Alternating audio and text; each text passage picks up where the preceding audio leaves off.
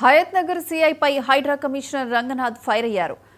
కోహెడ్లోని తమ స్థలాలను కొందరు కబ్జా చేశారని ప్రజావాణిలో ఫిర్యాదు చేయగా సర్వే నెంబర్ 951, 952లో వివాదాస్పద భూమి ఆయన స్వయంగా పరిశీలించారు.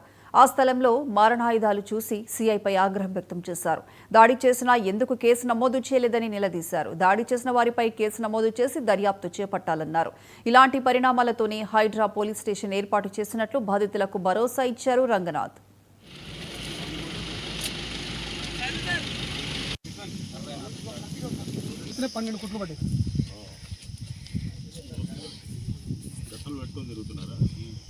మొత్తం వెళ్ళిపోయేవాళ్ళం యాక్చువల్గా అందులో ప్లేస్ లేకపోవడం వల్ల ఏమైంది, సార్ పిలిచింది వెంకటేష్ సార్ జల్దీ రాంటి మీద అందరం కారెక్కి వెళ్ళిపోయినాం.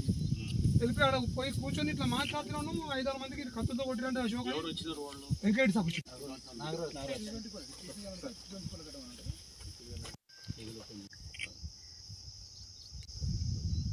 5-6 మంది చేతులు దూరదండి సార్. కేసులు మా మీద నేను కూడా మాట్లాడతాను.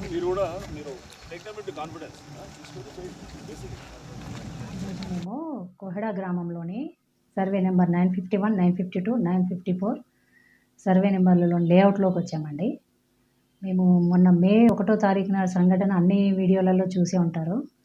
ఆ కబ్జాకోరు ఏం చేశాడంటే, మేము జేసీపీలతోని మా ల్యాండ్కి మేము వెళ్ళిపోయినాం. కోర్టు ఆర్డర్ ప్రకారం వెళ్తే గొడ్డలి కత్తులతోని దాడి చేసాడు. ఆ విషయాన్ని మేము హయత్ నగర్ పోలీస్ స్టేషన్లో ఏసీపీకి కానీ, డీజీపీకి కానీ, సిపి వరకు తీసుకెళ్ళినాము.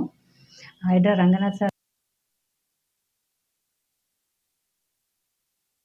సార్కి కూడా చెప్పినాము. అందుకని అసలు ఏం జరుగుతుంది, ఫీల్డ్ మీదకి వచ్చి విజిట్ చేయాలనేసి ఈరోజు వచ్చారు రంగనాథ్ సారు. మొత్తం చూశారు.